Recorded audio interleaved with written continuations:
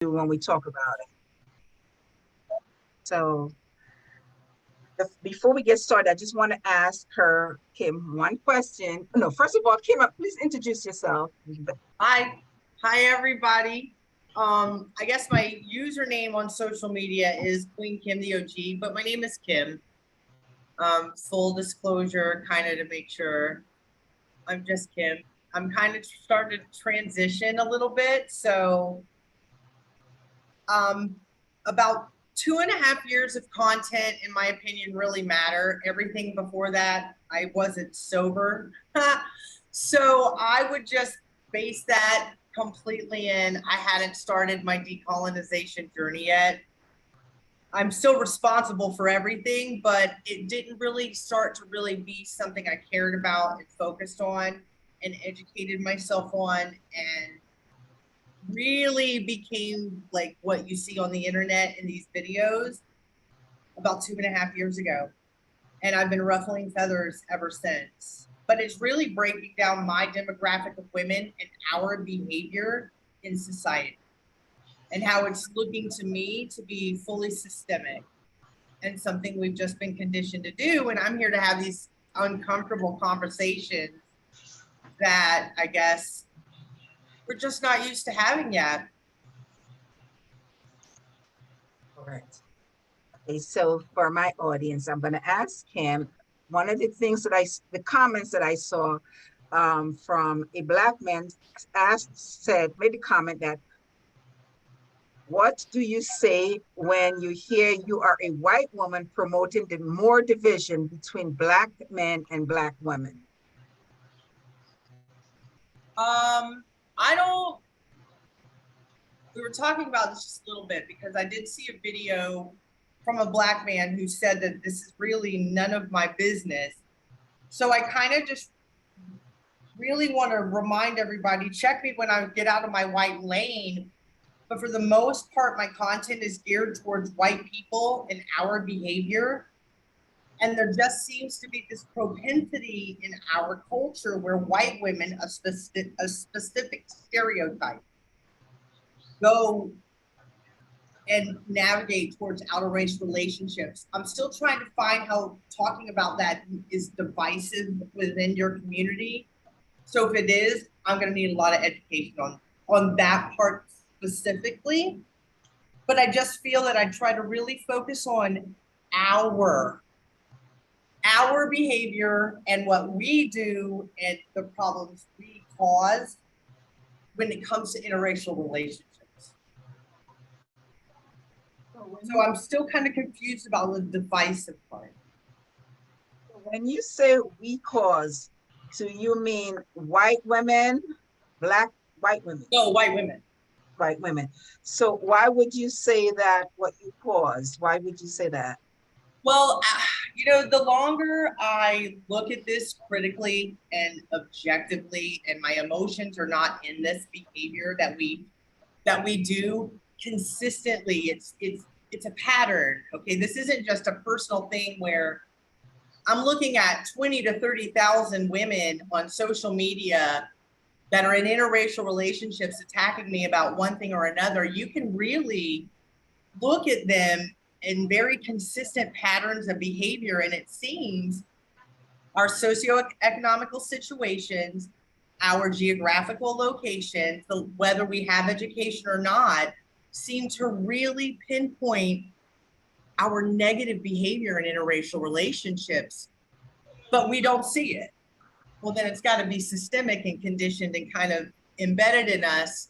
So that's where I've kind of begun to think, are interracial relationships just something that we as white women really need to look at? Because because I'm just kind of putting it all together. Look at our behavior on social media, the way we act with our children that are not white, with our partners that are not white, my Black friends, all of the appropriation of culture for clout. I think it's just a problematic situation that perpetuates itself because it makes us popular. So that's kind of where I'm always trying to focus on. And it's obviously not everybody's going to agree with me, though, clearly. All right. So, okay, I see you, giving accountability for white women. What role do you think that the black men play? I don't. I had this conversation with a friend of mine that is a black man that does not date white women at all, and the conversation was, do you think we see the predatorial behavior? Meaning, do black men see the predatorial behavior of white women? And I think that's really as far, like, I could never say as a white woman, why do black men date us? And why is this tension that we build in these relationships happening? I just know, just socioeconomically, growing up in the deep South, relationships that were interracial were always bizarrely connected to the class system, a lack of education, small town mindset. So it just seems like it's a perpetuated trauma bond. That's the only thing that I could think of objectively looking at this, like it's literally systemically projected onto us for this type of relationship to form. And we've been talking about this on my platforms for about 2 years now. And whenever we seem like, it seems like white women are definitely the problem, another one of us will pop up and get clout on social media for doing something so problematic, so horrible, but get a pass for. So it's kind of like this ongoing, conversation. I don't know if I could ever speak. Why would a black man prefer one of my demographic of women over a black woman, except to think that it's just been this conditioning in society, years, decades, generation after generation. One guy wrote that interracial is cultural. Do you believe that? Interracial is The interrelationship is cultural with that. So his thing was that when I was growing up, it was always around black people. We weren't allowed, date. Your father said, don't bring a black girl, a white woman home, and so forth. But he said his eyes opened when he went away to college, and all that he saw there was majority white girls, and he began to see that they act differently from black women. But basically, when I look at them, I should have clip in a while. He indirectly degraded black women, okay, to justify the fact that he's with white women and that's his preference. So he's saying that it become cultural when you see the difference of how they live. They're they have mother and father in the house versus black woman is mostly the mother. So he uses all derogatory things to describe his pick as, his choice. sure. But I guess I always get confused because when a black man does date white women specifically, I was attacked by a pretty large creator on TikTok, who has quite a following, and really wanted to debate me on this because he kept saying that, my whole thing was that I wanted to bring back segregation. And I was like, no, I think this is just taking responsibility for behavior that seems to be systemic. Like, a black woman and a white woman can be doing the exact same, like be sitting in the exact same outfit, in the exact same room, in the exact same chair. You know what I mean? It can be absolutely the same. But there is some bizarre preference to coddle and cater and give a pass. You didn't know, it's okay. Now you'll do better. Whereas the black woman would be systematically just badgered. I don't know the better word for it. And I see it in my comment section, and white women get away with it. And I think it's almost like I'm trying to understand the connection, because these interracial relationships seem to connect. And although I bring out the stereotypes of white women and how they end up in these relationships, I've never seen one white woman in an interracial relationship that's not insecure and isn't attacking Black women kind of microaggressively, even to the point to where she might have her partner egging her on. I had a white woman come after me, and in the background was her male partner who was Black, just get her, girl, get her. And this white woman was just unloading on me. And I'm like, this relationship can't be healthy.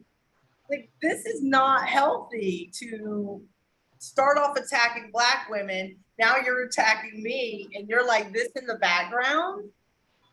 Oh, that can't be right. And so, so it all comes back to the white woman's behavior in the center of it, in my opinion.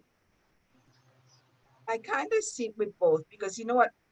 Black men do the same thing. For example, when I'm out and I already see the Black man with a white woman, the one thing that he does think, and especially if they have a kid, okay, he is, oh, to bring attention. But for me, I already saw you. So you bringing this attention to yourself, it's not going to make me look at you. So I see at the corner of my eyes. And he'll make noise, he'll say any kind of thing so you can look at him. So they do the same thing to us indirectly, seeking the attention. So my thing with that is if you are so happy with the white woman that you're with, why do you need our attention?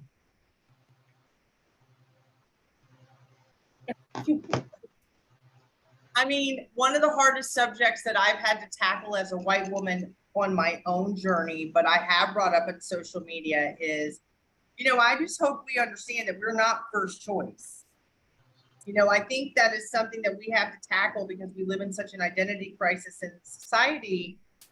And the way you bring that subject up, that he has to get your attention, is the same way that she might, in the very same scenario, be looking as much like a Black woman as she can. You know how we like to appropriate culture so much, and I just say we just pretend as much as we can. We'll try to make our bodies look, our features, give ourselves fuller lips, nicer cheekbones, larger bottoms, smaller waist. We'll change our hair. We'll destroy our hair, which we see on the internet every single day with appropriation of culture.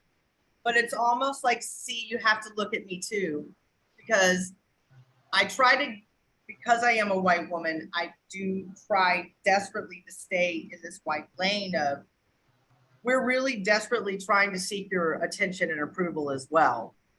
But there's just some weird, it's almost like, I can't put it into words, but we hate you and we love you. And we could never, and it's something that I think it has less to do with the Black man and more to do with the Black woman. But these relationships that we have, they have to be based in trauma bonds, because there's just so much unhealthy behavior, usually in some of these, these interracial relationships. And you said it earlier about, sorry, I didn't mean to interrupt you. I was just thinking, you said it earlier about, the type of white woman. I mean, think about it. The type of white woman. Are they highly educated? Are they running businesses? Do they have these amazing lifestyles to where they just gravitate positivity? Or are these, as I refer to them very much, and I do get in trouble for this, I call us the bottom feeders. When we're kind of at this socioeconomical level that will allow men, because a piece of man is better than no man at all, we'll allow men to treat us any kind of way. And then we want to throw it in your face. Like, you're like, I can tell this is not like a type of man that I would want to date. So thank you very much. I don't know if that makes sense, but we're missing the mark trying to make you jealous. But you know, we Black women get the same thing. It's like, I got my wig on. There's, oh, you're trying to act like the white woman, you know, so we get that. We the weave, this, you know, so we get criticized for that. That's why we, you know, we do the things that we do. So we get it hard too. Not only that, we're not submissive, we're arrogant, um, we don't know how to please our men. White women are better in bed than Black women. You know, they have all these so-called stereotypes for us also. But if you look at modern day society, the stereotypes that we used to play into that kind of, you know, made us think and act the way we do, they've all changed because we've seen the way white women act.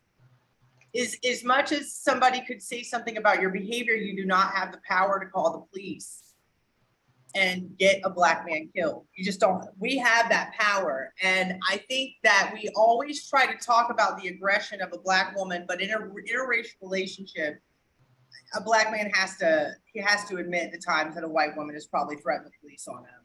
I think, and I brought that up in videos, and that's been a hostile situation because violence and assertiveness and boundaries are three completely different things. And white women don't have boundaries. I think I think that's one of our biggest struggles is that we are doormats in relationships and we can attract men. If we're talking about heterosexual relationships, we will attract them. And I mean, it's like you can smell it a mile away if a woman is going to allow someone to take advantage of it.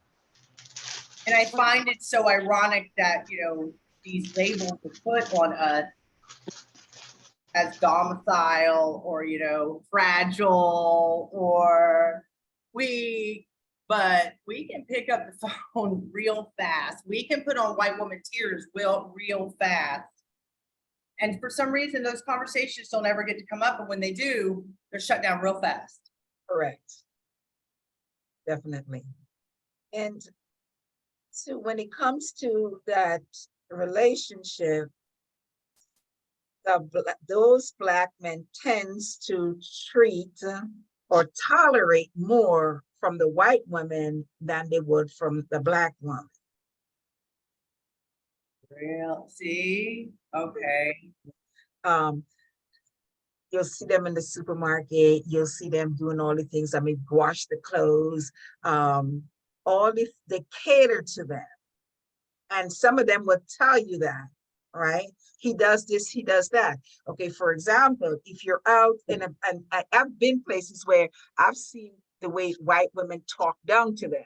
If it was a Black woman, he'll tell her off. When a white woman does that, he humbles himself with his leg between his tail like a dog and doesn't say anything. But the one Black woman, you should be a bee, she'll be this, she'll be everything. So I've seen that. So I'm not talking from hearsay, I've seen it. On the other thing that I see that they do is for the Black man, he could no longer really associate with his family in the way that he used to. He has all these chores. You can't do this. You can't go there. You have to do this. You have to. If a Black woman says that, then we're arrogant.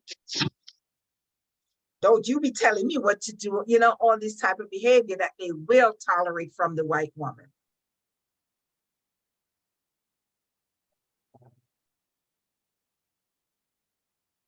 I remember doing like a video series, which was pretty problematic when I don't know a lot of, I don't know a lot about Dr. Umar Johnson, but his take on interracial relationships really angered my demographic women. So that's why I pulled the content. And in that is where my friend that I've known for so long said, you know, are you going to talk about the disenfranchised Black male? And that's where I was thinking, you mean like athletes, you mean, you know, men that meet white women in college, maybe that kind of area where they just 10, 15 years later, you see that type of episode in the grocery store. Like, again, I can only look at it from my perspective as a white woman. I can see the way we would taunt that relationship, but I know how we are in relationships as far as the, you know, there's always that control factor that white women control relationships, but it's a manipulative kind of, like, we don't really in your face control a relationship, but trust me, there are just so many, it's almost, I don't want to say abusive, but it's very well played. Like, it's just year after year, you just know if you do this, she's going to act like this. And it's just horrible. I know that it doesn't, that's just how we are in relationships. So I wonder, I guess that's where my friend was, I'm trying to put it all back together. And he's like, literally, you prey on us. You prey on us. Do you understand? And this conversation was very deep. He's like, because, you know, you'll be socioeconomically a little bit above poverty. So you don't act like the trailer trash country girls. You don't act like that, but you're very controlling and very manipulative, and you prey on a specific type of demographic of Black man. And then 20 years later, he's literally just your husband and taking care of the kids, and you run the show. And I guess in a way, that's kind of like what you're saying. It was a different socioeconomical class, but we are still preying on a type of Black man. I mean, I could never even begin to ask or understand or even know why in these interracial relationships towards Black women, we are, both of us, the white woman and the Black man, are so problematic. But I do know why we are. All right. Okay, so I have a question here. We already, as Black women, say that, you know, this occurred through slavery. So do you, would you say that because of during the slavery that Black men was not allowed to be with white women? It's part of the reason. Because looking here, the first biracial marriage was between Richard and Mildred back in 1958, right? Right. So I really love this subject because it really makes people very uncomfortable, because I firmly believe that a lot of our propensity, meaning white women alone, it's based in slavery, and it's based in this slave master mentality that has been passed down generationally. Now, if I try to tell white women that we have this bizarre fetish and generational curse that is like a slave master mentality, they think I'm nuts, because that was then, this is now, love is love. It's just an interracial relationship and we can't choose who we love. And I'm like, no. I'm always telling white women in interracial relationships to read the book Mandingo or watch the movie, and then understand exactly what these plantations were, why they started, and who ran them, because they were always the ugly daughters of European men that couldn't be married off. And I'm like, do you understand that we actually were the beginning of the sex trafficking? Like, you understand we did that, right? And women, yes. White women will be like, no, we were victims. I'm like, no, we were perpetrators in sex trafficking of men and women during slavery. Yes, we did. We ran the plantations. We enjoyed it. We were pretty sick. So I firmly believe 100% that a lot of it, I mean, I do believe love happens. Absolutely. Come on. We all believe that. Correct. But society, as far as the systemic thing that has really morphed itself into something kind of just not pleasant in modern day society. Yeah, 100% I believe it's based in slavery. Okay. So how do you, so when someone say, I don't see color? I'm trying to say the nice way. You know, it's really easy. I was talking to someone today, the first time she realized she was white. She was told by somebody that's not white, you're the nicest white lady I've ever met. And she was just like, I was 35 years old when I realized I was white. And I'm like, exactly. She's like, so now I'm realizing I literally walked around and was so stupid and said, I don't see color. And I'm like, yeah. So it's almost like we have to, some white people are going to be willfully ignorant and say they don't see it, but we all see it. You know, you see it. We all see it because you are the first one to say you're not a racist. Correct. Well, if you don't see race, if you're not a racist, then you don't, you know what I mean? Like, let's put it together. You see race because you don't want to be a racist. I'm not very nice on the internet when white people say that. Right. Because we always okay, so about 2 years ago, I had this guy, because I am a relationship coach, sexologist, and he called me and he's like, what should I do? He said, interracial marriage. Whenever the wife is white, whenever she's upset with me, she calls me a nigger.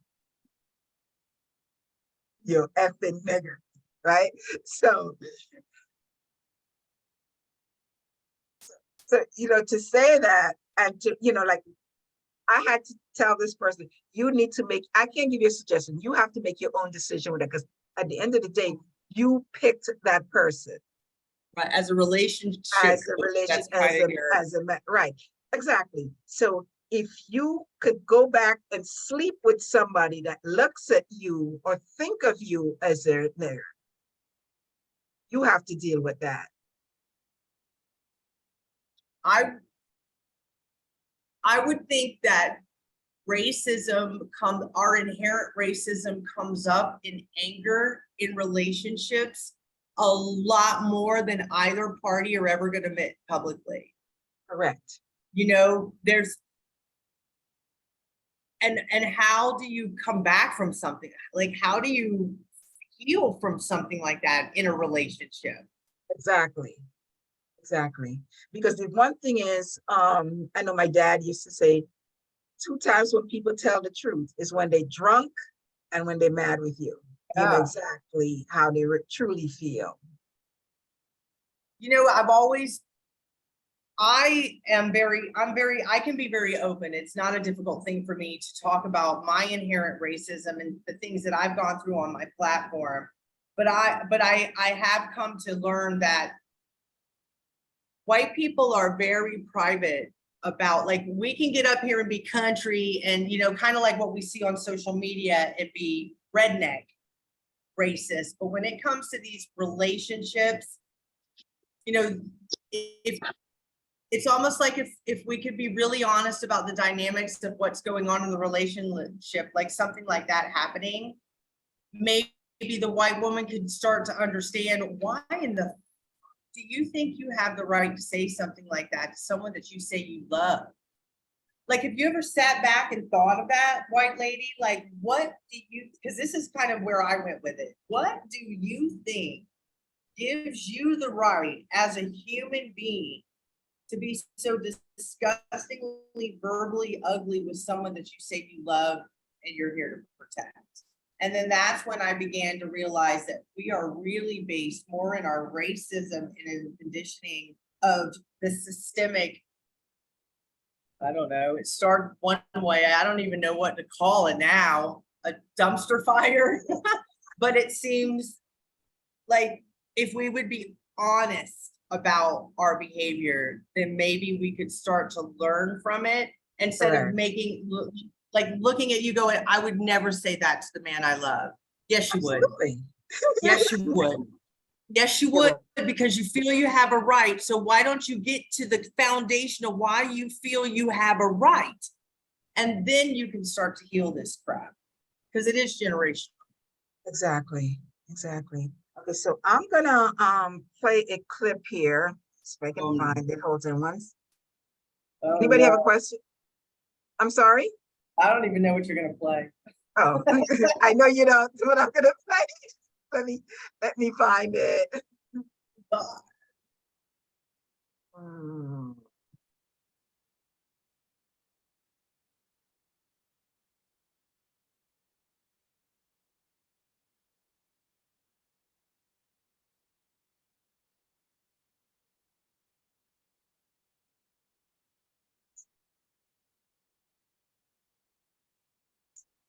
Oh, that's the one I took from.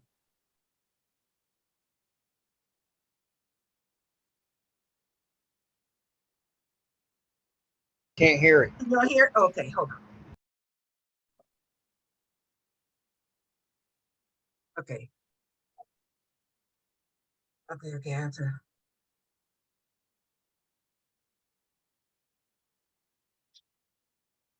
Understand. I am totally against it, and I want to make sure you. Umar, are you totally against hear it now? interracial relationships? I am totally against it. Yes. Make sure Okay. you understand why. Mhm. It's not because. Cut it out, Envy. Cut it out, Envy. Don't do that, Envy. I'm having a serious In fact, we have a conversation. name for it. Because I We want. have a name for it. The Okay. Snow Bunny Crisis. Okay. I am against the Snow Bunny Crisis. And I want your white listeners to understand. Because people be trying to say stuff like, he's the Black Hitler. I'm not the Black Hitler. I am in no way interested in hurting or harming the life of any human, white, Asian, Chinese. I believe in respecting everybody. Mhm. The reason I'm against interracial marriage, Envy and Charlemagne, is because marriage is an economic contract. It's an economic contract. Most women do not marry down in status. They marry up. And if you don't believe me, show me a rich white woman married to a broke-ass black man. Have you ever seen a rich white woman marry a broke-ass black man? No, you have not, and you never will. Because marriage ain't about love, it's not colorblind, and it is totally economic. So if marriage is an economic unification and a contract, how can we, who don't have enough already, give so much to the white woman and to white people who have already taken too much when we got all these black women out here who will never get married? Only 1 out of every 4 black women in America will ever taste marriage, and half of them who taste marriage will be divorced within 5 years. If you want to save the black family, you have to protect it. And in order to protect it, you have to be against interracial marriage. You can't say, I love the black family, but I don't have a problem with interracial marriage. Interracial marriage is eliminating the black family because it is not providing our women with enough available and able black men to be their husbands. So it's not just white. It's not just white women. You just feel white women, Asian, Everybody. Nobody should be marrying out the race because there's political consequences, DJ Envy. I'll give you one right now. Naomi Osaka. Am I saying her name Yes. right? The tennis sister. Mhm. Naomi Osaka. Yes. Naomi, I love the sister, right? She knocked off the greatest of all time, the GOAT, in Serena. But guess what? Who is she representing in the upcoming Olympics? Is she representing Haiti? No, she representing Japan. So here you have a half African sister, an African sister with, because there's no such thing as half African, our genes are dominant. So you got an African sister with a Japanese mother, and instead of going back home to your father's blood, Haiti, to represent the Africans in Haiti, you're instead going to represent the Japanese who've never done anything for black folks and are part of the Trilateral Commission with the American white power structure. But who taught her to play tennis? Did her Japanese mother teach her to play tennis, or did her black Haitian father teach her to play tennis? Her black Haitian father taught her to play tennis. It's the African DNA. It's the African ancestors in that girl that's responsible for her tennis success. But instead of representing us, she's going to go represent the Japanese. Well, this is what you got to deal with when you make mixed race African children. I think listen, hold on, baby. I think her case is a little different though, because she identifies fully as a black woman. She definitely does. So if you identify fully as a black woman, Charlemagne, why is she not representing Haiti? I get it, but that's a little asterisk. Because if because she's putting her money in the black causes, she puts her money in the black organizations. She got a black boyfriend. Like she stands up for black causes. You see what Haiti going through? Oh, 100%. 100%. So do you know what? I don't even know if Haiti got a tennis team, so I don't know, to be honest with you. They don't have to have one. She will win the whole thing. But here's the point.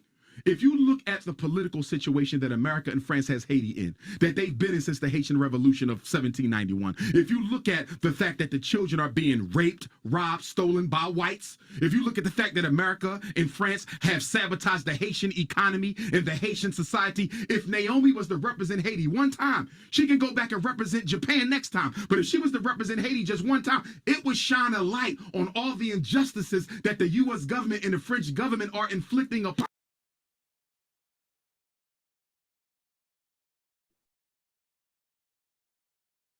Hey,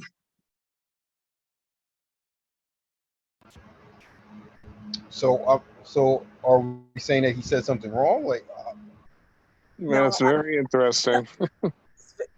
I'm not saying that he said anything. He's correct, because we don't look at it that way. interracial marriage does break down the fabric of the Black family. 9 out of 10 times, the biracial children are not going to marry Black. So, but a couple of things that he touched on, which makes absolute sense, because most people don't understand marriage is political, marriage is economical, marriage is all these different things. So, you know, when most people speak about marriage, is that, oh, I love this person. No, anytime you sign a contract when dealing with people, it's a business arrangement and it's political. So, you know, his point is valid, because even like you know, the conversation that y'all were talking about beforehand, understanding what's the political climate in America is that white women were always put on a pedestal as if they're pure compared to Black women. So that's also how society views white women, because for the longest of time, the standard of beauty was white women. But ironically, it's funny how both Black and white people, especially women, have identity crisis, because Black women politically, if they wanted to get jobs, had to straighten their hair and seem less Black, especially after the Black Power movement of the 1960s. So Black women had to transform themselves, look more white. But at the same time, if you go back to also that same time period where you had like Bo Derek and 10 had her hair in braids, pretending to be a Black woman. So it's identity crisis on both sides when it deals with what's acceptable and what's not acceptable. And again, to get back to Umar Johnson, his point is that you'll never see it, and it's ironic that he said this. You'll never see again a wealthy white woman date down to a Black man, but you always see Black men date down to white women, and it's the white women that white men don't want. So can I say something, please? I did raise my hand. I don't know how you're doing it. I think that he brought up a really valid point. I'm Latina, just so you know. I'm sorry that I can't put up my picture because I'm having camera issues. And I love Kim. I think Kim touches and speaks to the population that she needs to speak to, which is white women. White women, to me, what I, you know, because I know I have friends that are interracially married, but I understand that white women have always been seen like the trophy to attain. So when a Black man has achieved, let's talk about Clarence Thomas, Tiger Woods, let's talk about O.J. Simpson. So when they reach that status where they're making money, so now they got to show their trophy. What's their trophy? The trophy is the white woman, because she is the good, and leaving. See, I don't believe in interracial marriages. I personally don't believe. Like my kids, I taught my kids, do not bring a white man home. I want you to marry a Latino, because I want my children and my grandchildren to carry on the gene. And I'm 54 years old and I'm extremely progressive, but I understand that it's important to keep our culture, because I don't want my kids to have their culture whitewashed by society, because we all grew up in the United States, right? We're all American citizens. We all have to battle white supremacy within ourselves, regardless of our skin color, because I'm Latina and I have to battle, you know, I'm trying to do the anti-racist work, because we grew up in a systemic system where it teaches us to be racist, to choose lighter skinned people over dark skinned people. We've known this, you know, for generations. So thank you for the conversation. Lisa, may I ask where you from? Where's your family from? So I'm Panamanian, Puerto Rican, Chilean, and Argentinian. Okay. So I have a Black grandmother. All right. So my response to what you're saying is, and I agree with you 100%, but at the same time, understanding history and understanding how slavery has impacted the world, realistically, there's no such thing as a Latino. There's no such thing as Hispanic. These were terms that was created as a result of what they call in history, mestizos, which was the mixture of the children. Yeah. So it was the mixture of the children of the Spaniards' children, and they didn't recognize them as being Spaniards or European, so they gave them these elaborate names in order to name them.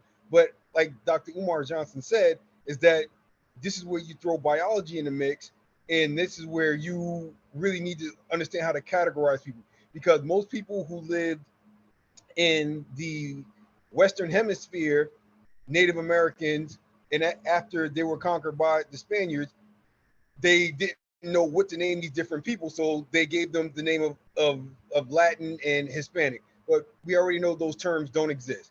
But as a result of slavery and history, the way white people tell it, they gave the people that they conquered their identity. So I'm agreeing with your point, is that it's also an identity crisis, because me personally, I like to travel to Spanish speaking countries, and I'm also a teacher. So even like when I'm teaching class and I ask students like, why do they speak Spanish? Most of them don't even know why they speak Spanish. So that's also part of the identity crisis that they suffer from, because I actually had a student, I think she was from, not Honduras, I forgot where she was from. I think she was from Honduras, but she let me know about the darker Africans who lived in Honduras. I think they were called the Garafinos, if I'm not mistaken. That you know. So my thing is that also when you get to these Spanish speaking countries, they also don't they underrepresent like the African presence in those countries and make it seem like, and they only show, because if you watch like Telemundo and I forgot the other Spanish speaking network, they overrepresent light skinned people who speak Spanish, and they eliminate the darker skinned people who influence the culture. Because like I said, I travel a lot to Spanish speaking countries, and most of them had to, as a result of slavery, had to mix the Yoruba, which is African culture and African religion, with Christianity in order to survive, because they didn't want to eliminate who they were, so they had to mix and adapt. Because I've also been to St. Lucia, and St. Lucia is a very interesting place because they were conquered by not just the English, but they were also conquered by the French, and they were also conquered by the Spanish. So what they did was they meshed all those different languages into one. So I'm long-winded, but the point is that it's an identity crisis as a result of Spanish um, conquistadors. But yeah, colonization, which we, as a Latina, I know, because we do have white supremacy even in our own culture, right? So it's light-skinned Latinos or blonde-haired, blue-eyed Latinos and Afro-Latinos, because we have Afro-Latinos. I have an Afro-Latino son, and my two daughters are very indigenous looking because their father's from El Salvador. But we have a culture, right? So being Latino, there's a culture involved. It's not just about a language, because anybody can learn a language. There's a whole culture behind it. There's, we are mestizo because it's the mix of, the colonizers raping and plumaging the indigenous people, plus the mix of, because I'm also Puerto Rican. So we also had the people that were captured in Africa brought into Puerto Rico. And a lot of our music, our salsa, our cumbia, all that music has Afro traditions, right? Bomba is huge. Bomba is a big thing in Puerto Rico. And that's why it's so important for Kim to talk to her white sisters and point out to them, listen, ladies, you have been part of the problem, holding up the patriarchy. You are choosing to do this because this is a conscious decision.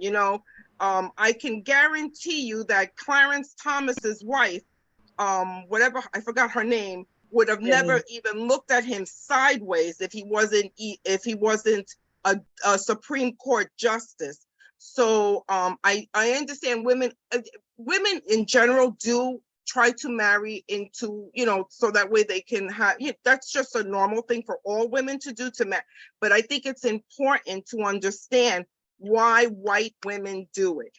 And I am really excited to see that Kim is always, Kim, you are the most influential white woman in social media that is pointing that out. And listen, I've seen some Black women coming after you, like just today, I saw one of them, saying something, I don't believe in protests. Well, I'm 54 years old. I know how important protest is. That's how we get social changes. You cannot sit on the sidelines.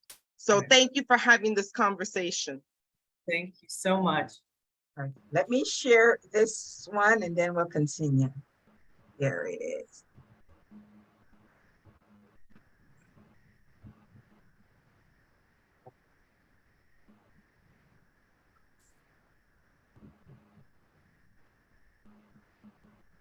Genuinely do not want.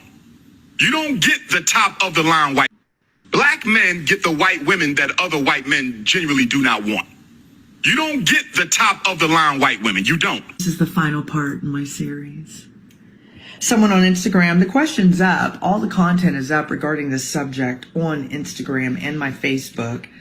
Someone asked, a Black man asked, when are we going to talk about upper middle class white women who prey on the disenfranchised Black man? Let's talk about it now. At first, I was thinking about the Kardashians, how they prey on a very specific type of Black man and then use that and their children for clout and to make lots and lots of money. But that's an elite status of predatory behavior. And I don't think that's really what that question is about. And then there are the blonde bombshells, that's what I call them, who end up preying on athletes for one reason or another. Their fetish is there. They're always at the right bar or the right restaurant, the right gym. They live in the right apartment complex. Just when that 21, 22-year-old man is coming out of college with all those millions of dollars. The irony. And then 10, 15 years later, you got 3 kids. You're running for your life because she's threatening to kill you and calling you the N-word. And now you're paying hundreds of thousands of dollars a month just to keep her quiet and happy and over there. No, we're not talking about them either. When I think, and when we should start to talk about the upper middle class white woman and how she preys on the disenfranchised Black man, disenfranchised being that who is without privilege, it's all up in my comment section on TikTok right now. And I'm not really sure, like, where do they meet? At work? College? I'm not really sure about that aspect, but none of this is poverty. None of this is poverty. So as much as Dr. Johnson hurt a lot of your feelings, and he is an extremist, it wasn't about agreeing with him, it was about poking the bear, which I always know how to do. Y'all fall for it. I've always said I do it. That's not my problem, nor the point of the video. What I did notice in my comment section is that a lot of Black men were defending their interracial relationships and letting me know I'm a racist and I'm uneducated and the world has evolved. Here's my favorite. It's nobody's business who we date. Why should it matter? There are bigger things to worry about in the world. I mean, if you close your mind, and I didn't say Black men were writing these comments, you'd literally think you were listening to white women talk. Because that's what I hear out of white women every single time they try to defend their interracial relationships. And then they go and make TikTok challenges about how expensive this one was and how I got them on sale. Or they're making wedding invitations in cotton fields with their Black fiancés in shackles. Or I think there was another trend about how many beautiful golden brown skinned babies you can have with a dark skinned man. But I was drinking during that time, so I could be off in the details just a little bit. The seriousness is that all of these women come from wealth. Personally, I think it's sexual gratification that gets white women in the door. I call it the mandingo fetish, that black snake moan. Y'all don't like these terminologies, and I don't give a fuck. This is how people think. Y'all just like to sugarcoat the terminology when you're deflecting and gaslighting the reality that you're actually the things and the people that I'm talking about. But again, I'm not going to go into that in this video either.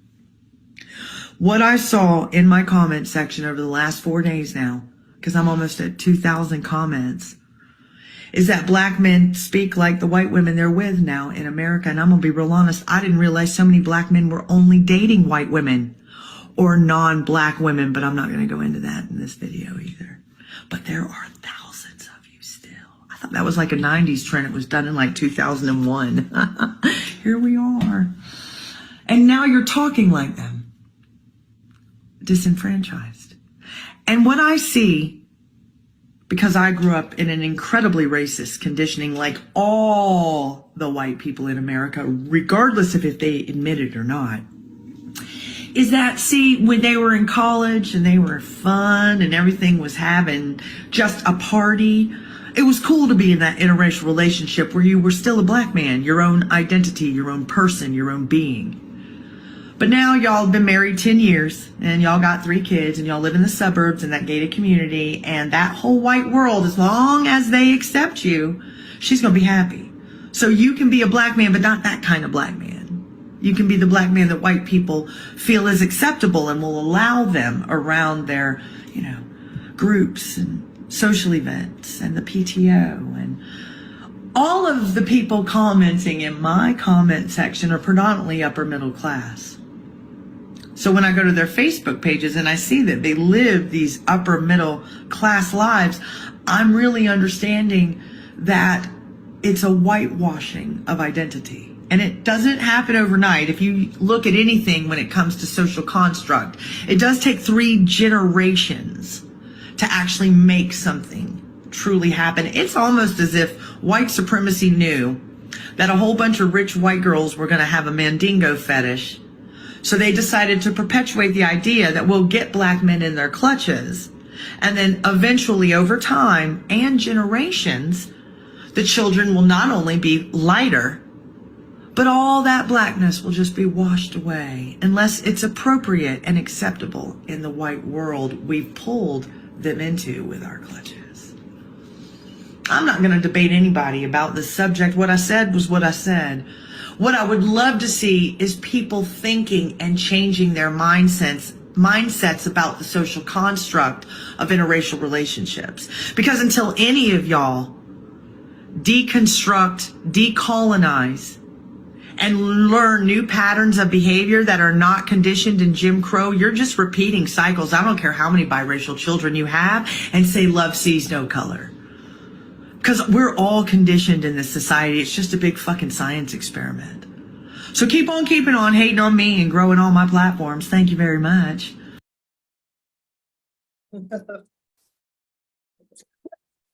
Okay. Well, that's kind of like me in a nutshell right there. That's 7 minutes of my content.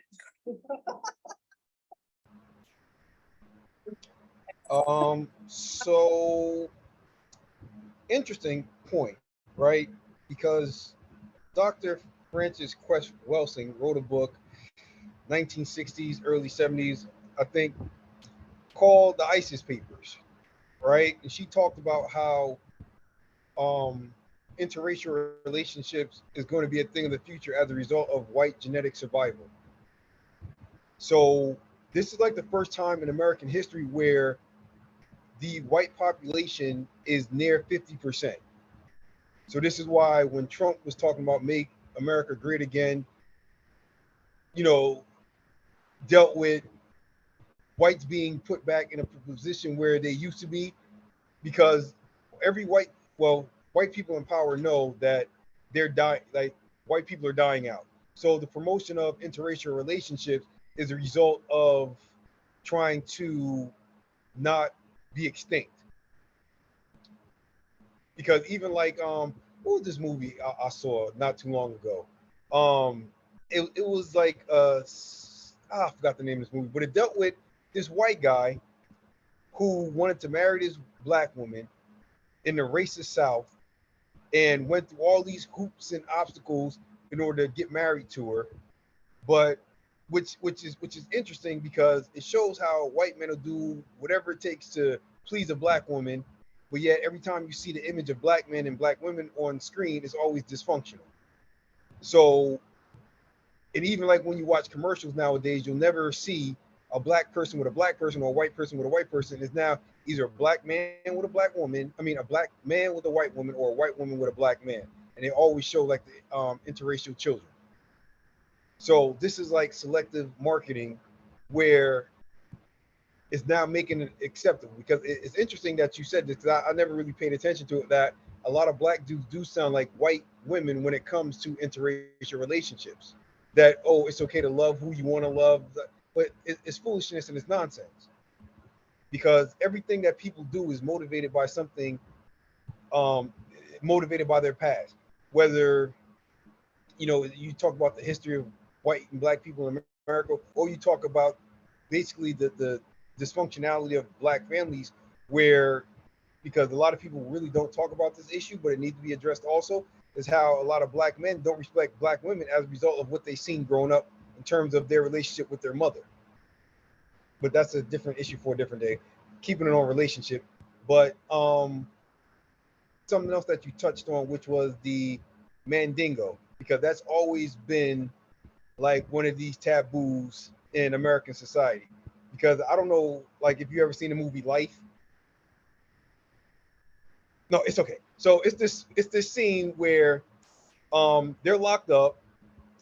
It's sharecropping, where prisoners, where prisoners are being, when people and blacks are being leased out to these prisons, and the warden of this prison, his daughter comes to see the prison, and she gets into an interracial relationship with the mentally disruptive like prisoner. So once she has a baby and the father is happy, like he has a child, and once he sees like, oh, it's a black child, then he lines up all the black prisoners and try to see like who this baby look like. So in order to save the guy, because he was also a good baseball player, like everybody lines up, oh, I'm that baby's pappy, and everybody laughs at it. But like that's a real thing, because back then because even like, I don't know, I forgot what it's called now, because there's even like a term for it right now, where white women just seek out black men because he has a big penis or whatever. So all these taboos have always been in existence, but because of civil rights and things that have gone by, that we try to push those things under the rug, and we just try to label it as, oh, it's okay to love who you want now, which is not, because it's always some motivating factor of why people do certain things. That's true. Totally correct. Okay. All right. Anybody have any questions? I want to know, if you don't mind asking, why the black men that are on this Zoom tonight, what was their reasoning? What did you think? What made you interested in this topic? Hi, can anybody hear me? Yes, Kevin. Okay. Let me just say that at one time I wanted to become a priest. And in doing so, I was under the impression that you should not have sex until you get married. What had happened to me is, through a series of circumstances, I wound up joining the military. I was stationed in Florida, and for some reason, every black woman that I ran into maneuvered, lied, did very deceitful things in order for me to have their child. Well, in order for them to have my child. Now, the first two black women I met and became sexually involved with, through whatever reasons, had my children. So I decided to switch over to a white woman. This white woman was from Oklahoma, had never been with a black guy ever in her life, yet she decided. Can you mute yourself, please? What? No. She decided that I was the one that's going to be the father of her baby. So my first 3 years in the military, I had a baby each year.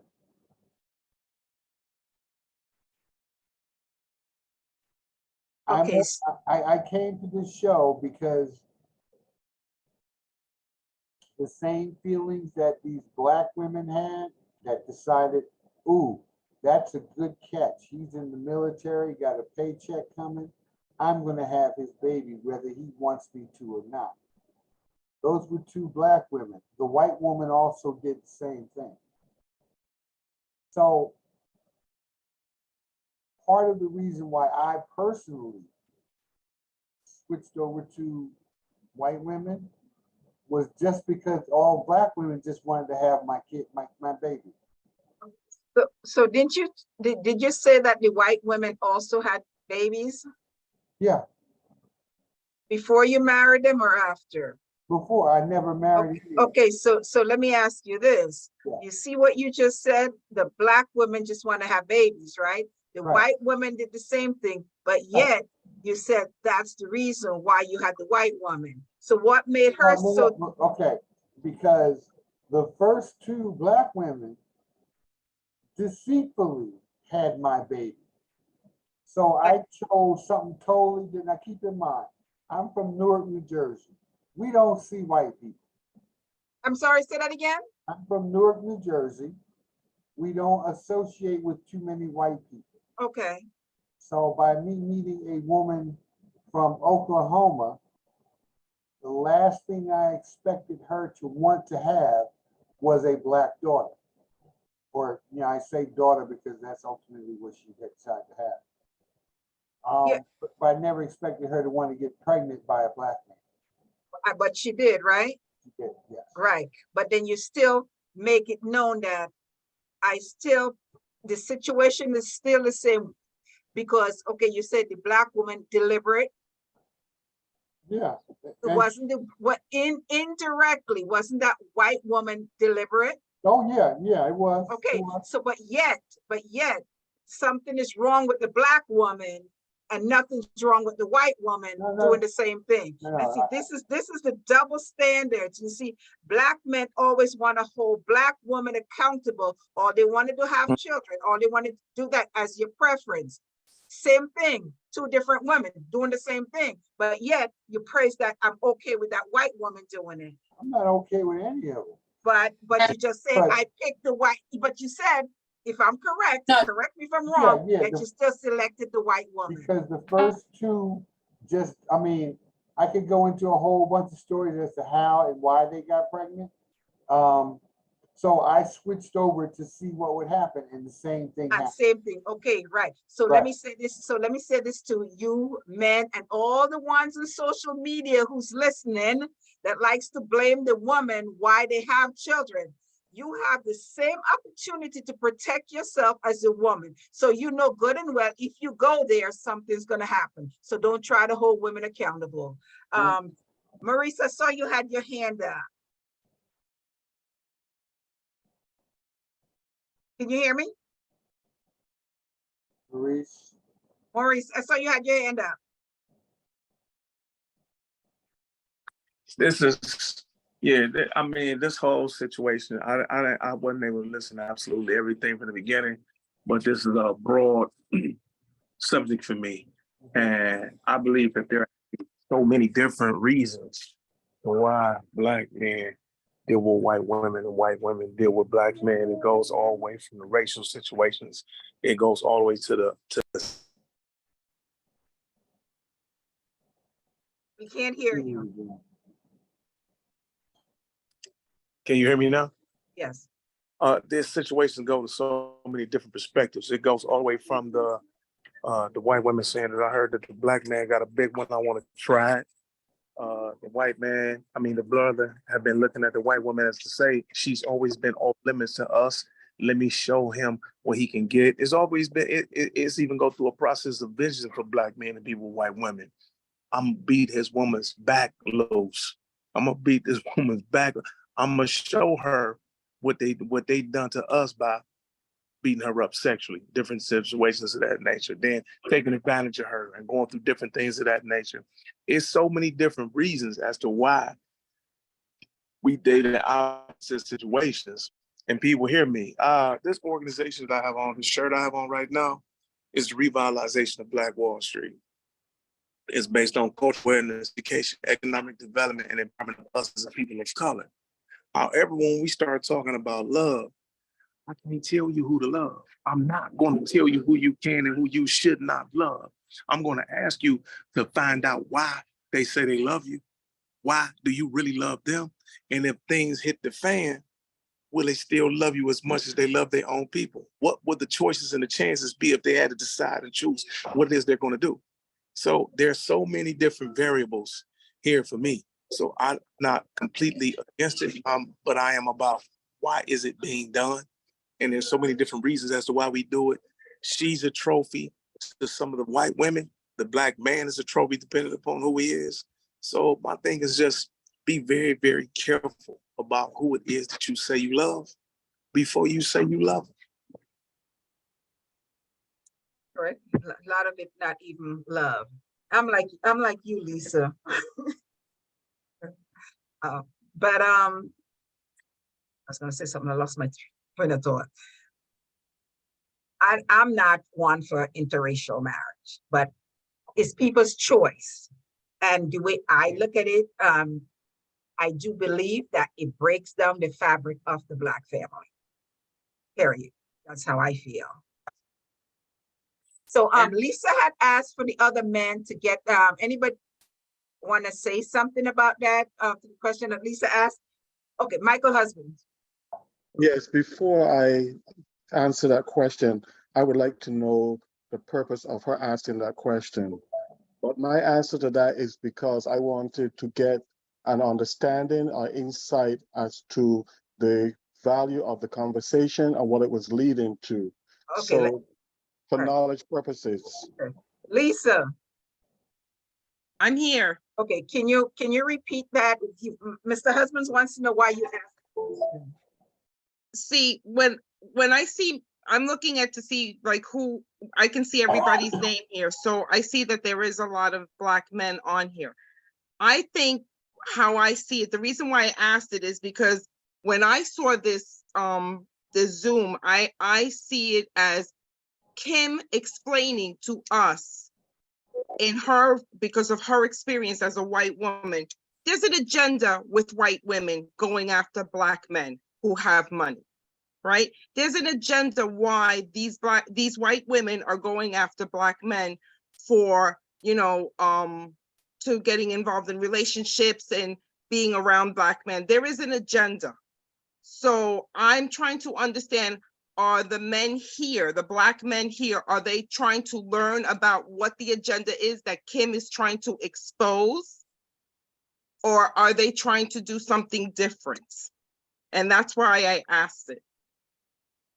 Okay, fair enough. My take on a lot of this is no matter what, every person pretty much has their own agendas. As a group, as individuals, whatever purposes, having an understanding of all the different dynamics helps us to either be better people or have a better understanding of what goes on. So I also take a look on the other side as to, don't Black men or Black women have their own agenda in relationships and marriage or whoever they pursue? Yes, there's a big discussion about why whites do this and why whites do that. And that's there, not hiding from the truth. That's the reality that we deal with. But I also view life sometimes as, when we talk about one group of people doing something, and then you have the same thing being done on the other side, why is that not being part of the conversation? I don't believe that you can say to some person, you're evil, and I turn around and do something evil, I act like because you might be more evil or your evil is more widespread than mine, that I'm any less to be questioned. Well, see, what I understand, because the time since Trump has gotten into office, and especially because white supremacy has been at the top and the forefront of everything in politics and everything around us. So this is why we need to address white supremacy. And that's what Kim is doing. That's why I think that what she does is admirable, because she's speaking to the white supremacy that is, especially with white women, because they benefit from patriarchy. They benefit from white supremacy. So this is an education that she's giving to explain to Black men, you know, to be more conscious, right? Kim, I mean, I don't want to speak for you, but to be conscious of how white women think. I hear that, and I'm not trying to have into a conversation between the two of us, but this is not something to me that started recently. I've seen this for the last 30, 40 years. I remember distinctly here in where I live in this town, where I was driving, and a white man looked at me with disdain and spat at my vehicle, as if you don't belong here. It's not something that just started recently. Yes, it's more widespread because of Trump made it more plausible after Obama to come out and say what these people were deep down thinking, because it happened back then. They were thinking that we don't have a right to be here. They didn't have a voice, and when Obama was president, they merged it for lack of a better term, they suppressed it. So when Trump came on board, it's okay because we gave him room to start doing these things. And the more he did it, the more it became acceptable for those who felt that they had a right now to voice their views openly. And that made it more acceptable for them to do that and more widespread. Okay. Yeah, I agree. I agree with what you said too, pertaining to the agenda. There is an agenda, but like my mind is so open to, I understand that everything is not an agenda. Everything is not. The majority of the time, 98%, I agree with that. But sometimes some people can fall in love through the situation and circumstance, whatever God it was that allowed them, to take place over a period of time. However, I do agree with the majority of the times, again, 98%, over 98% of the time, there is an agenda as to why, and it's a discord in the emotions of why a black man wants to deal with a white woman and why a white woman wants to deal with a black man. That's my thought process. All right. Michael Royster, you had your hand up. Yes, most of the males here are regulars, but I feel this is very interesting, the way Kim's perspective, because this is new to me. So it's very interesting to me. I think I feel it's incredibly important now to bring our behavior to the forefront instead of always making who we date because they're not white the problem. Because one thing I notice, and I do enjoy very much ruffling the feathers of my demographic people, because it sparks I'm like a social anthropologist. I need to see their behaviors in order to see a consistent pattern. So I poke the bear and they show me what's inside of them, but nothing's going to change unless we come to terms with our problematic behavior, that we are just tools in so many ways that we think, oh, this is love. I'm in love. No, you're not. You're really not. Because do you really even know what love is? Have you ever really taken the time to know what love is? Do you know anything about this man's culture or this, that, the third? I think these very difficult conversations where white women are usually, and the pandemic had a lot to do with it, the perpetrators in very horrible situations, because TikTok gave us that opportunity to see interracial relationships where a white woman, Miami, she stabs her boyfriend. She doesn't even think it's a big deal. She kills him and she just goes off to Hawaii. And because she's white, the first question in everybody's mind is, what did he do to her? Well, he got with a white woman. That's what he did. He got with a white woman who was able to say, oh, he hit me. So she stabbed him to death and then went to Hawaii. And I've been following the case. She's just waiting for a court date. I think that's the shocker that I just want to bring to the forefront right now. Instead of the love is love. Okay, we get that. We've been told that for decades now, but it's not the fact. Right. And I think, like I said earlier, with the black men, if they said that's my choice, that's one thing. But when they degrade black women to justify their choice, that's a problem. I think that's where a lot of us have issues. Just say, that's my choice. That's my preference. That's what I want to do. But don't come and degrade us to make us look like something is wrong with us. I think I really believed that dating out of my race and falling in love with a man that wasn't, white, and having children that weren't white, I really felt, and I'm in my 50s now, but in my 20s, when I was living in Europe and this wild, crazy dream romantic lifestyle, I think I really felt that this is what you do with love. But there are so many bigger and more important things, because like what was said, marriage is an economical contract. And now there are biracial children from 2 different cultures with 2 different religions, 2 different languages, navigating, and guess who gets blamed if anything goes wrong? The Black man, the French man, the Black man that was here on a visa. And you have the kids and you're just the victim, no matter what really went down behind the scenes. So I'm going to ask you a question you don't necessarily have to answer. What was your motivation for the Black man?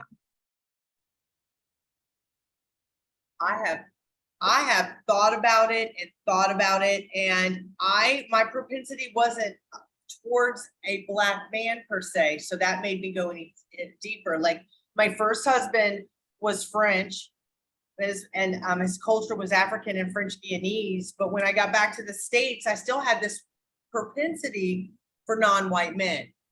So as I look back, I really am coming to terms with the fact that this has to be,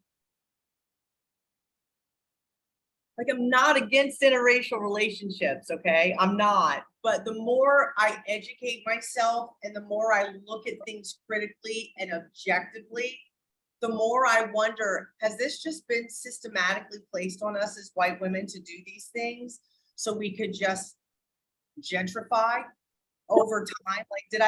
Could it really be love? I mean, I think I want to know why, and not just say, oh, I fell in love with a man that wasn't white. Because it's got to be more than that. And I guess I'm still at that question board, if you will. But it's changing the way I look at relationships and the way that we've been conditioned as white women to believe relationships are supposed to be and how we're supposed to act in them. Okay, another question. You have children? I do have 3. Oh, okay, boys? I have 2 boys and a girl. All my children are biracial. And I always say this joke that I'm a stereotypical white woman because I have 2 marriages, divorced, and 3 baby daddies. So I've always been able to use myself as a springboard of where I kind of started this journey of wondering why we do the things we do. Okay, so that's going to bring me to my next question. Okay, your first child, your second, and even though you had a child, you still had a second marriage, correct? Correct. Right. So, and you were accepted by the Black man. My second husband was not a Black man. It wasn't, okay. And it took a lot of work on my part, acclimating into his culture and assimilating the appropriate way, because his mother wanted nothing to do with me. Because I was white, first of all, and secondly, because it just wasn't appropriate. It just wasn't traditional. It really wasn't. Took a lot of work on my part to make her come around. About 1.5 years of work. He accepted me, sure, we were in love. But his family, oh, that was a whole nother level. Yeah, that's not unusual. Yeah, and it taught me a lot, and I think it's probably one of the most beneficial things for me is to learn when in Rome, do as the Romans, because some people's houses aren't white, and they don't do things the way we do, and we're not really liked in all these cultures around the world, and we need the wake-up calls that I was able to get, living in another culture, in another everything. And I know, talking to one of these guys last week, that is into interracial marriage, actually, his reasoning that it's cultural. So basically you see a lot of military guy would say, well, I was in Germany and that's all that was there, or I was here and that's what, so that was their reasoning versus, you know what, I can very well come back home in the inner city and get a Black woman. I always think about, because there's this really big thing, and again, social media has kind of been my background for this, but there are always biracial children when a white woman is involved.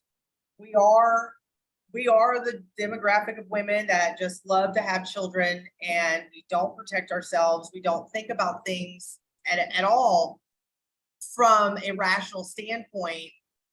And I always think about, these interracial relationships, these cultural differences. There is a child usually that's left to be raised by a white woman with no culture whatsoever, who normally is stealing it from other people to find her own identity. So I'm kind of weird about the culture, because I've lived in Europe, and yes, we do have culture. We do have, heritage and things like that outside of America, if you go back home. I don't know. I think I don't know. I think there's more, like, to say, oh, it's because of culture or lack thereof.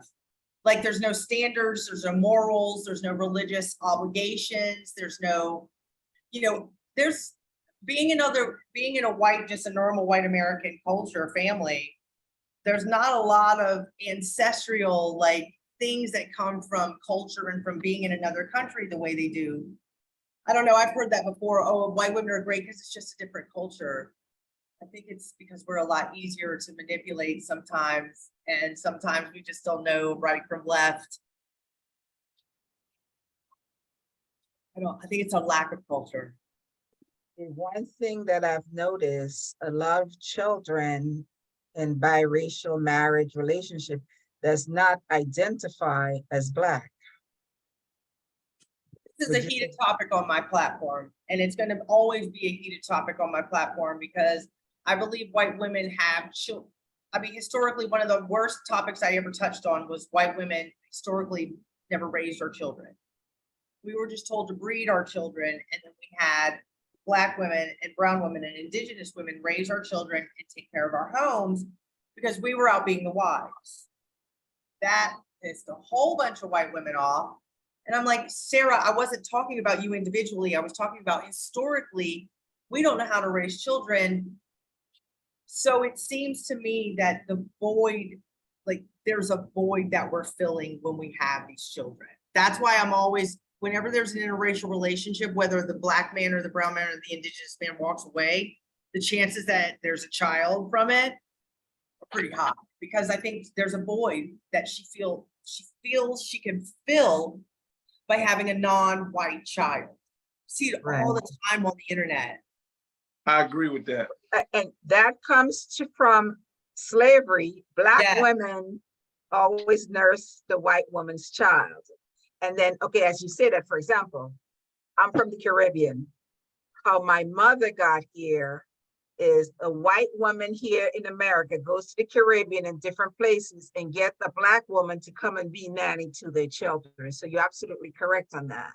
They don't raise their children. And it seemed to really anger that content when we were talking about the fact that we really don't raise our children. And now in the 21st century, we are in charge of our children, and all they're doing is raping people, blowing up things, and are serial killers. So what are we really doing for society as far as having children? Because we never really learned how to be moms. We never really learned how to be parents. Because that's why I feel sometimes the biracial children are the ones that suffer the most. Because I've watched some of their stuff on YouTube.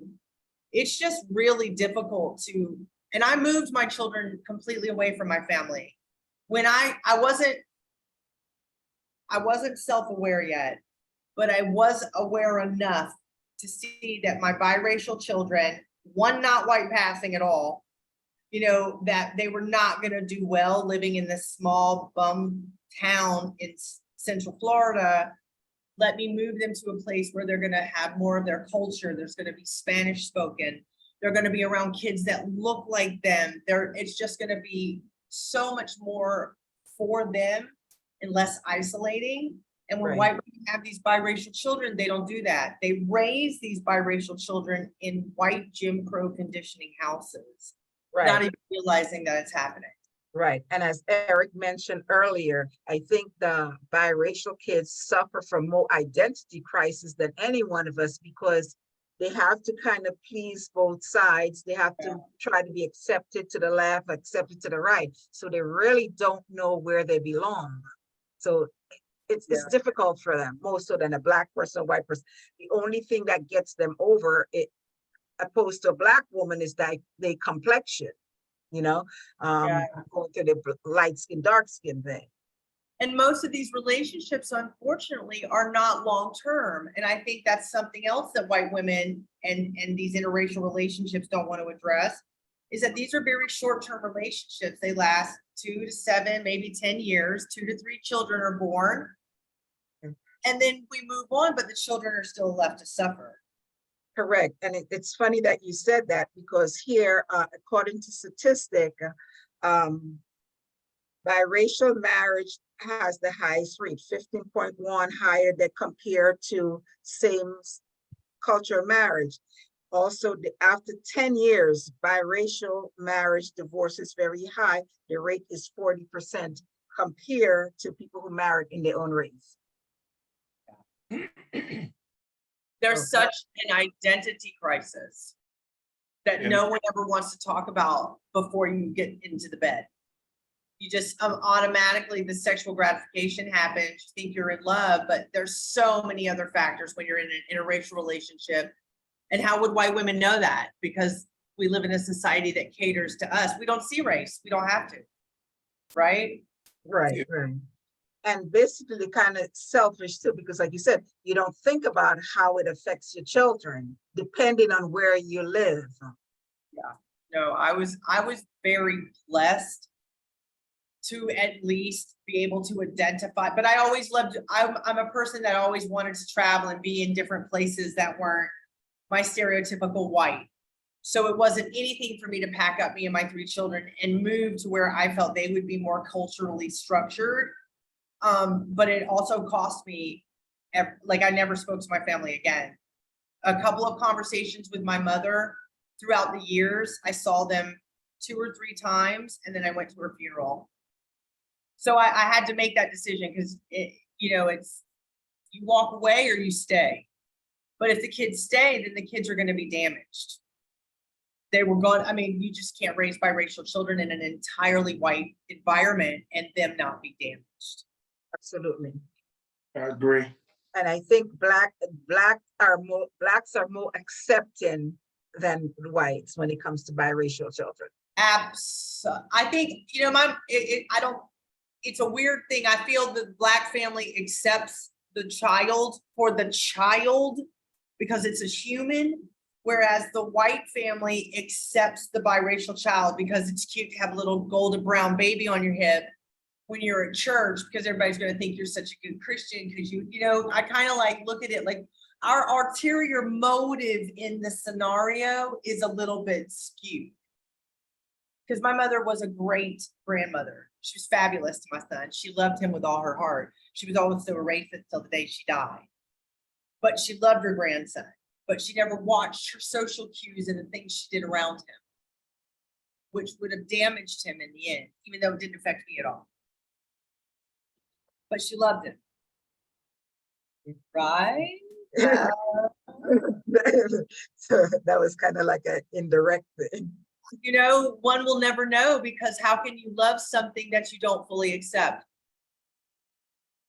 Correct. Absolutely. Okay, where's my men on here? Anybody, men, have any question, anything they want to say to Kim? Okay. Well, Got it? go ahead, Kevin. Go ahead, Kevin. No, okay.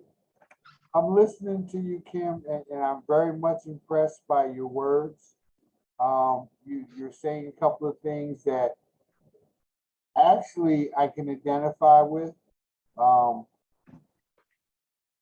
One of the things that you had said that caught my attention was, even though I told you earlier that I had 3 children, 2 black, 1 white, I wound up marrying your typical white woman, blonde haired, blue eyed, and Jewish. The thing that impressed me, we were dating in Florida. What really got my attention is we used to go to different restaurants. We went to a restaurant and, I ordered the drinks, sodas, so on and so forth before the dinner. And I tasted my drink and I said, oh, that tastes funny. She reached over, grabbed it out of my hand and drank it herself. I think that is probably the reason why I married her. Because as she said, if you're going to die, I'm going to die with you. Okay. So I did wind up marrying her. Now, going back to the children, I've had, my white daughter married a typical white man, and they all have, I have 3 white grandchildren. The Spice Queen, you know my story in regard to that, right? But nobody else does. When I found my daughter, she was 30 years old. She had 3 kids, and she was married, unfortunately, at that time, to a man whose parents were card-carrying Ku Klux Klan members. She had told, he had told her to never tell his parents that her father was black. And she never did until we went on national TV. At that point, they disowned the children and so on and so forth.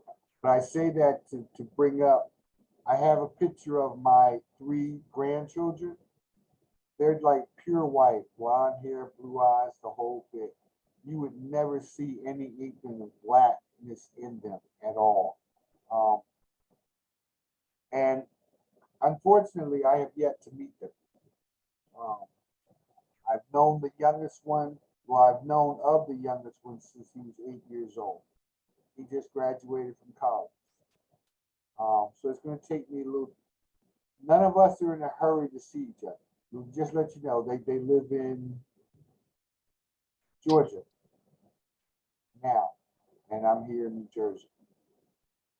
So the idea of going, as a matter of fact, I'm going to Florida on the 11th, and I'm going to make a surprise visit through Georgia on the way back home. So I will probably meet my white grandchildren for the first time. Try not to surprise them. Well, they've all, it was really weird because once she told them that, because remember, I hadn't talked to her till she was 30. Once she told them that I found my father and he's a black man, her daughter said, ooh, that means I'm going to have a nice booty when I grow up. That's how we are, they associate us, okay? Yeah. So more than likely, I think I will stop through Georgia on the way back from Florida. And, and I have to say, I think it's difficult for the children. And it's also, I believe, when you have that mix, it has to be difficult on the grandparents. Because you have that struggle of favoritism. Then you have the thing with now, as mentioned earlier, that the light skin is the preferred, right? Dark skin, everything negative and about us. So when you have these mixed children and they get into argument, then whose side? If you say one thing to one, the other one's going to think, oh, you like the black kids better. Oh, you like the light skin one better. So you have that struggle as a grandparent that you have to deal with. I think they're all white, so they all look. Well, where in your case happened, but your black ones, you have grandchildren with true. them? Not true. Huh? I don't agree with you. Sorry. Okay. I don't have that issue. I don't have that issue Well, at that's all. good. That's They good. all equal and they treated equal, so they're good. No, I'm not saying the grandparents, because grandparents most of the time they love the grandkids. I'm saying sometimes when the conflict between the children, they even with siblings, if you do one, the other one will think that you like one better than the other. You know, so it's kind of a conflict. Look, It I mean, depends on your household. depends. Yeah, it depends on the household because that is taught. So, but we as adults and we as people living in this crazy society have to learn how to basically just accept and understand the equality of all, period. You know, no matter what the surrounding people have to say, because if you keep feeding into it, it just becomes an issue, you know. So, you know, I don't pay attention to a lot of things because it's not affecting me. Right. And I lived in Europe for a long time. I lived in Germany with my husband for a long time. And my take is Europeans are just mean and nasty people anyway. And if they treat each other badly, what should I expect? I can't expect anything different. That's just my take on it because I used to see they were mean to each other. I mean, mean, nasty. So I don't pay it any mind because if they're nasty to each other, why would I expect anything different?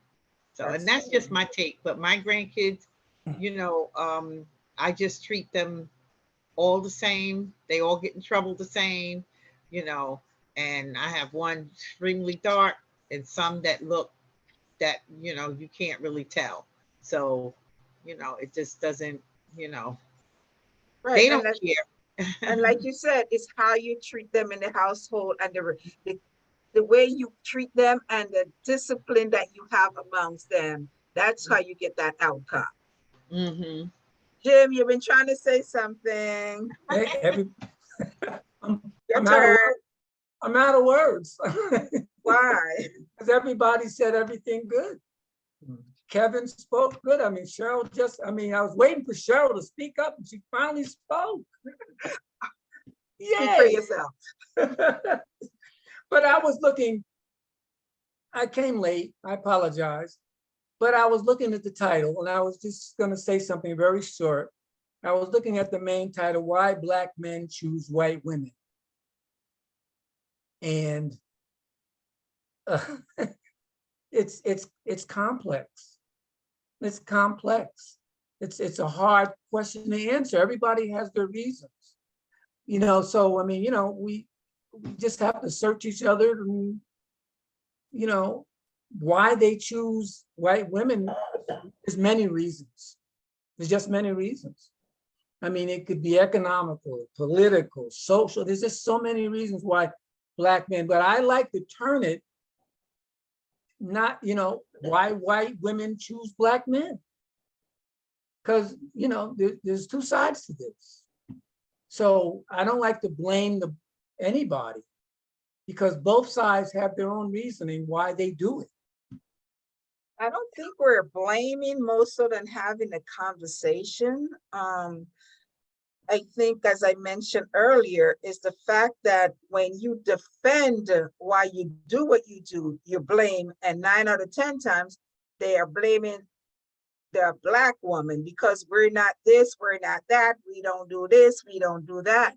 So that's basically the problem, because I think at the end of the day, some people don't really care, you know, but just your justification, like, do you, and leave us out of it, out of your reasoning.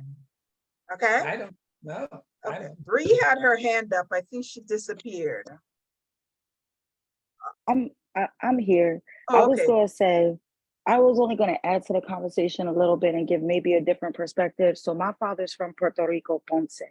He came here to America when he was 14 and he was taught to hate his culture, He was taught to not speak Spanish. He ended up dropping out within 2 years because he got tired of getting in trouble. He was taught that he was to envy the white woman and hate his kind. And that's part of where I think interracial relationships happen. Also, the other thing too that I think we forget about why Black men get chosen by white women, y'all forget the white woman loves to motherfucking hate, have her family in an uproar. So what you're gonna do, bring a Black man home. Let me tell you, my mama's side, she's indigenous. And she was raised by her stepdad. And her mom is indigenous, and she was raised to hate herself.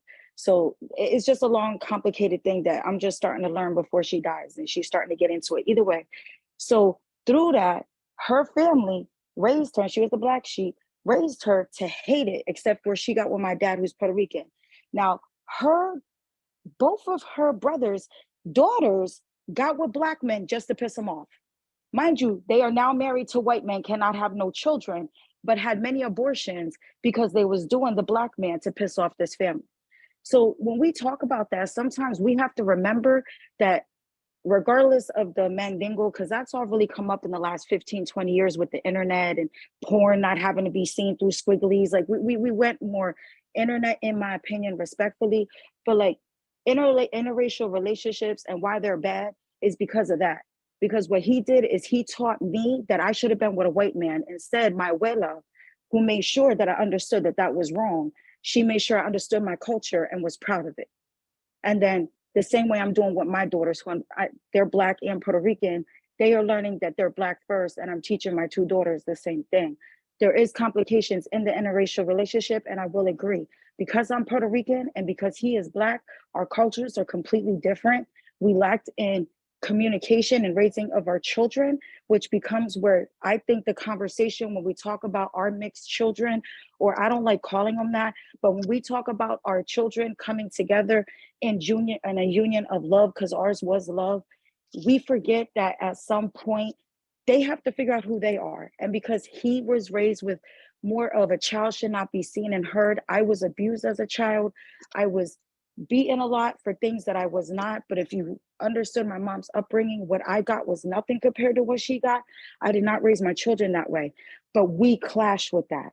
I don't know. I just want to give a little bit of input into that, because I think sometimes we got to go back to our parents. And like my dad, I have a 25-year-old, and right now she don't know who she is, because in the last 5 years, we're too busy trying to like define who the hell we are and forget. And just, I know who the hell I am. I'm Puerto Rican. I didn't know that I wasn't a fucking race until 2 years ago, because my whole life I was told I'm Puerto Rican, be proud, you have a flag, you have an island.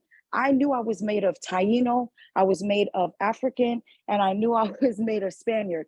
That is what I've been taught from my father and my abuela. We have our generations. I just think when you're including the white people, and because even in public school, as of last year, I had to pull my daughter, you have white teachers and Black teachers teaching my Black daughter, she's to hate herself. I live in a county where it's racist as fuck. They told her that her being Black is not her at all. She should be proud. She should understand her place. Yes, 3 white women told her that. I had a white woman bully the shit out of her. Her father couldn't come into the school because they already had the police called, because he's a 6'5" Black man. And he was already aggressive, and he didn't even get out the car. So like there's a lot to unpack in all that. And I know I threw a lot out there. I'm sorry. But I just want to bring up a couple of those points. And I apologize because I thought like this was a great combo for everybody, and I enjoyed it. Thank you so much. And it's interesting that you say that, because that is, one of the arguments that Black men know how white women are. A lot of them, even though they are in relationship with Black men, are still racist, but yet that's their choice. I think the biggest misconception that white people have is that you're not racist due to your proximity to another community. You're not racist if you're in a interracial relationship. Like you'll hear it all the time. Well, I have Black friends. I'm not racist. If you're in an interracial relationship, you're not racist. Or if you have children that are not white, you're not racist. Right. That's false. It's like apples and oranges. You're a racist.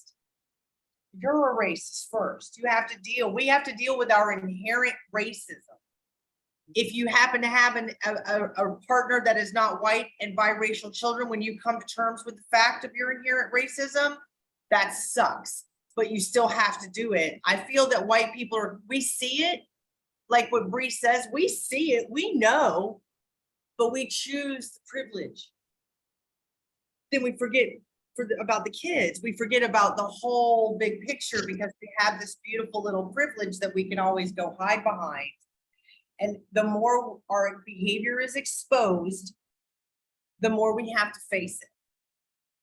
And as much as it's very uncomfortable for us, it's really healing. I don't know how much more I have to say that to white women. I'm like, yeah, it's really uncomfortable right now to be the enemy, isn't it? For 2 friggin' years. 2 fucking years since the pandemic. Sorry, 2 years since the pandemic. We've really been the enemy because our behavior came to the forefront due to the pandemic for whatever reason we want to say.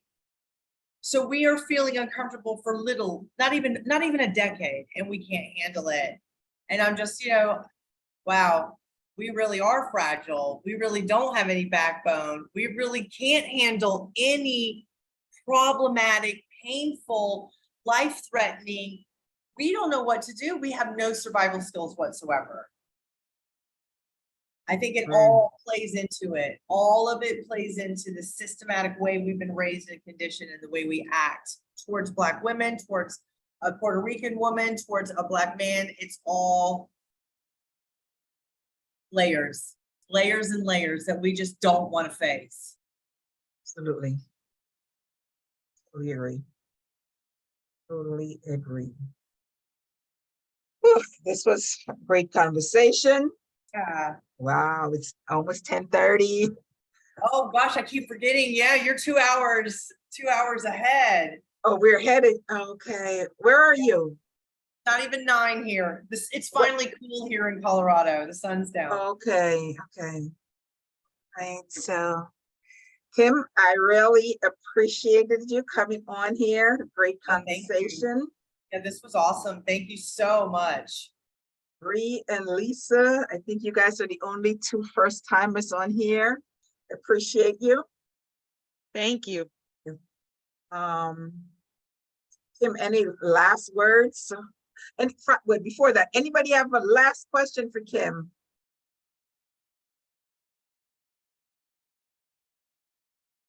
Okay, so Kim, any last words for us? No, just thank you. Out and speaking your mind and saying exactly what it is that you feel is going on within your society, which is places to where a lot of people of color, we can only come to opinionated conclusions of what's going on. When you spoke firsthand from a lot of situations, for that, I thank you. You understand the majority of what I've learned about my demographic of people I've learned from listening and being educated by non-white people. And it was in these aha moments where I was able to look back at my childhood and go, they were doing that. But it took me 40 years until a Black, brown, or indigenous person educated me that I was able to look back. So I find that incredibly a very important thing for white people to understand is that most of our education is going to come from non-white people. And then we get to turn around and be like, yep, that's the freaking truth. That's how it is. But to say that, isn't that how it was? Everything the white people learned, wasn't it from Black people?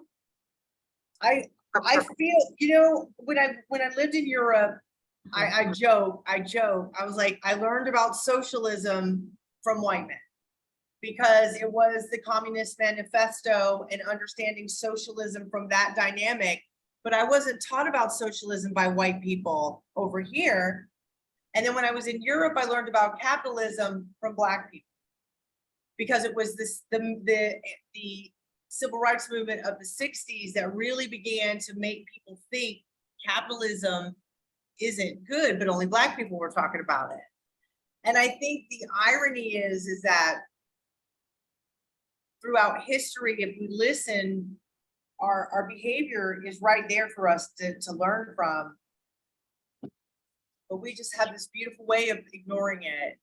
And I think you just finally decide that you just want to hear it.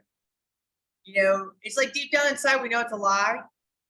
And it's almost like relieving to not have to be a part of the lie anymore, if that makes, but it's deeper and it's not that simple. But it really is just choosing to just listen to the truth. Like, how can I know what racism is if I've never experienced it? So how can white people teach me what racism is? So it wasn't until I opened up that where it's like, it's a plethora. The education will never end. Correct. Every day is a learning experience. It really is. And, and that's why it's so important for us to do things like this. You see now they want to ban the books of Black history in school. They want to ban this book. They want to do this. If we don't learn about each other, culture, and even just things that goes through our mind and have this conversation, how would we ever change? Exactly. And I'm learning. I'm sorry, go ahead. Go right ahead.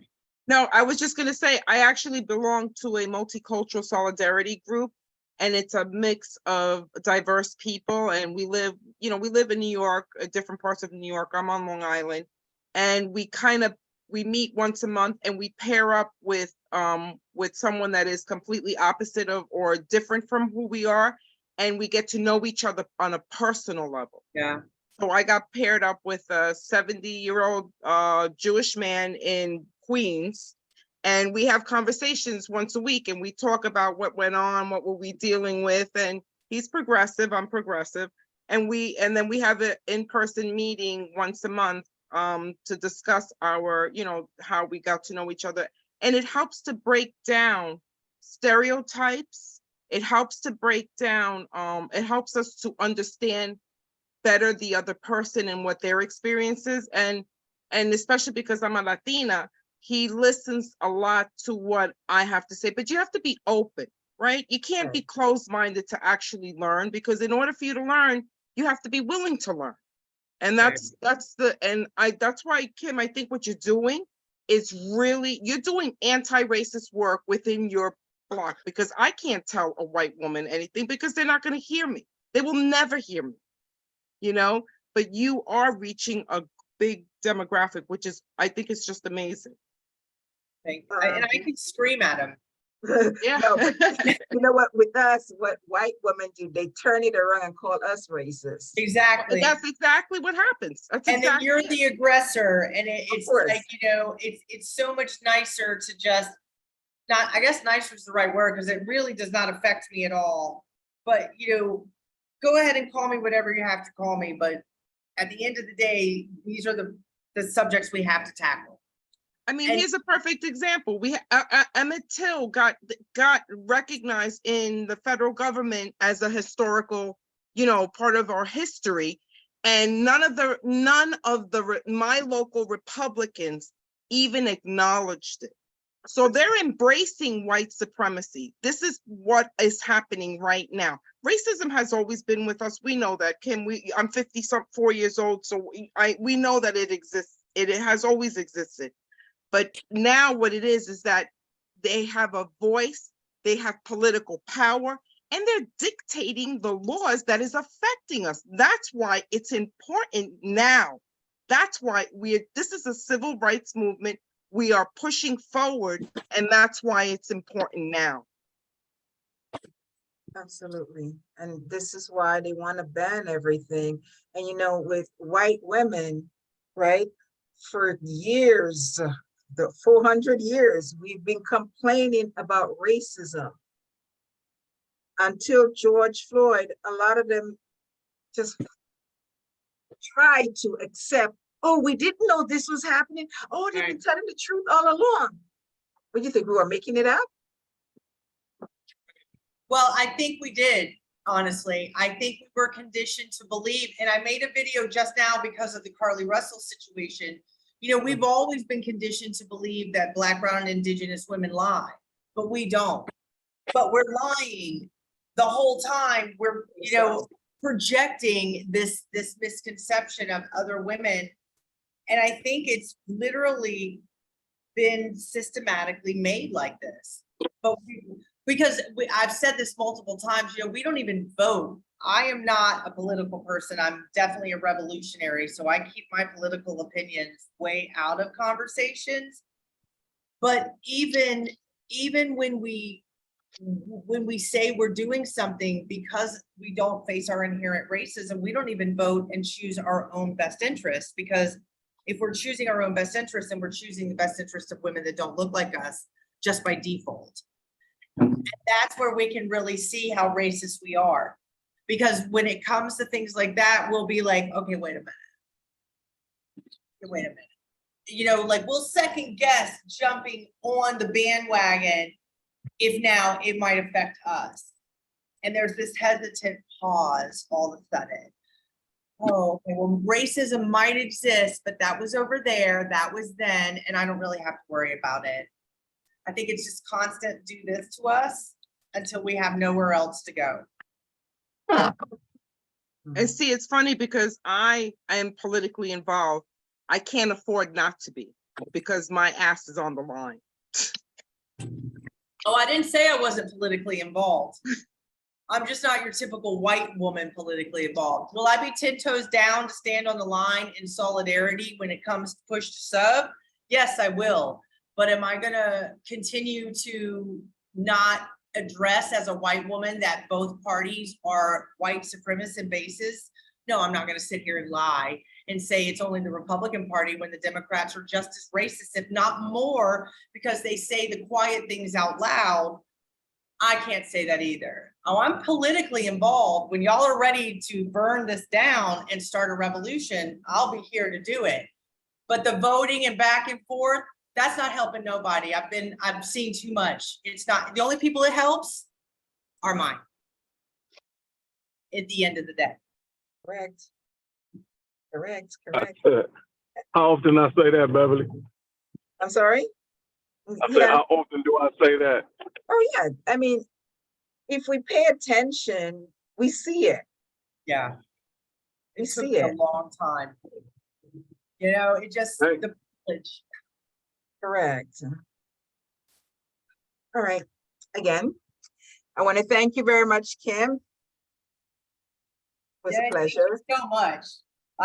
You know, it's so great to get in a forum where I'm not just saying something for 60 seconds. Hopefully we can do this again. Yeah, thank you so much. I really appreciate the opportunity. Thank you. And to all of you guys, this is a break until September, so I'll be back in September. Don't miss me too much. Beverly, we need a part. Thank you, Beverly. Yeah, We need you're a welcome. conversation. Sorry, say that again, Yvette? We need a part 2 of this conversation. In September, we need a break. I need a break. Part 2, an extension of this conversation that we're having here. I would like to get in contact with her. She's on Facebook and TikTok and what else?